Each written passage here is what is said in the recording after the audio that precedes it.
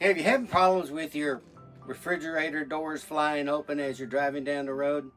We were, and we came across a new way of locking these doors. Let's take a look at it a little closer.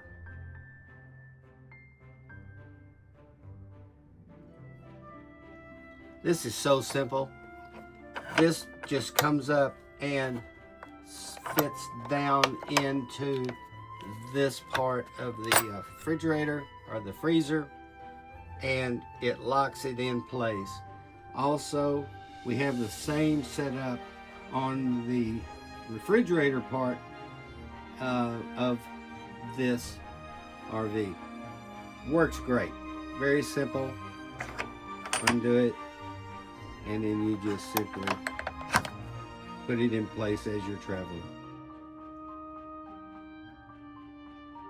Well, that's what we do for our refrigerator. Seems to work well for us. We had those installed when we were at the Nexus plant a couple of years ago.